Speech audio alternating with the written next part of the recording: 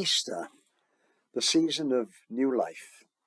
Images of daffodils, rabbits, chicks, lambs, all the signs of spring. Here in the Northern Hemisphere at least, the season mirrors the Christian message of resurrection. After the cold and darkness of winter, new life is springing up all around us. Once again we tell the story of Holy Week, from the joyful entry of Jesus into Jerusalem on Palm Sunday, through to his betrayal, his prayer in the Garden of Gethsemane, his arrest, his trial, his suffering on the cross, and his agonized cry of, my God, why have you forsaken me?" A story of pain and of human wickedness. But because the story is a familiar one, we know the ending. We know that on Easter Sunday we will be celebrating his resurrection. For many of us this year, the mood is very different. The COVID virus has still not gone away. Many are still suffering, mourning the loss of loved ones, or anxious and fearful. We are facing a frightening increase in the cost of living. The unbelievable fact that here in one of the richest countries in the world, thousands, perhaps even millions of people are unable to heat their homes and feed their families. And the news every day brings us the horror of the war in Ukraine. Cities bombed and shelled, atrocities inflicted on innocent people, and our frustration that there seems to be so little we can do about it. What place does the joy of Easter have in this world? It feels as if the world is stuck in Good Friday. As Christian believers, it's too easy for us to go through the motions of Holy Week, sharing the sadness of Good Friday in the light of the happy ending on Easter Sunday. But things don't work that way in real life. In real life, we don't know the end of the story. People watching their loved ones suffer don't know whether they will get better. We don't know when peace will come in Ukraine or what it will look like even if it does come. We don't know whether our present economic problems will be solved or whether they're the beginning of something worse. Our prayers can only echo the words often used by people in the Bible, "How long, O Lord? How long?" It's worth remembering that for the people around at the time, the resurrection was not the happy ending to a familiar story.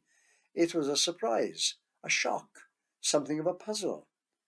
According to Mark's Gospel, the earliest and simplest account of the empty tomb, those women who went out early in the morning to pay their respect to the body of Jesus were alarmed when they found the stone had been rolled away and the body was missing.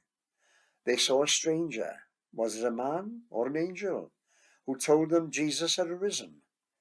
But instead of going to tell the other disciples the good news, they ran away confused and frightened. When Jesus appeared to his disciples huddled in that upper room behind locked doors, poor Thomas wasn't there, and he had no idea when or whether Jesus would ever appear to him. When a large number of disciples saw Jesus on a mountain in Galilee, it said that even then some doubted. It wasn't the simple, happy ending that it has become in our celebration of Easter. But something happened. Something that changed the lives of the followers of Jesus at the time. Something that is still making a difference today. Even in the deepest darkness, we can see hints that death is not the last word. Hatred is not the last word. Faith, hope, and love live on. We see the dedication of healthcare workers carrying on to exhaustion and beyond exhaustion because people need to be cared for. We see the extraordinary kindness of thousands of people opening their homes to refugees. We see the simple neighborliness of ordinary people looking out for one another. And these are signs that Christ is alive. Not far away in some realm above the skies, but in people, showing his love here in this world.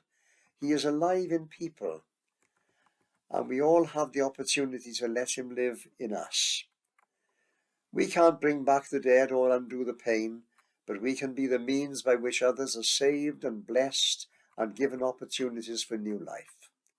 We can be the harbingers of a better world. We can aim to be kind, generous, and self-giving. We can use our vote, protest against injustice, throw our weight into building a fairer and more compassionate world. And if we can find the courage to do these things, we can be the good news the world needs to hear. We can sing songs of goodness, and we can make harmonies in a world of discord. Among all the harrowing images that have come to us out of Ukraine, I was especially moved by the picture of a musician on the railway station at Kiev. While the sirens were wailing and everybody was running for shelter, he headed for the piano on the platform, sat down for a few minutes, and played some beautiful music. Perhaps that sums up what Easter can mean for us: beauty and hope defying the darkness. We are fully aware of all the pain and evil that's in the world, but in the middle of it all, we dare to stop for a moment and sing the Easter hymn, Jesus Christ is risen today. Alleluia.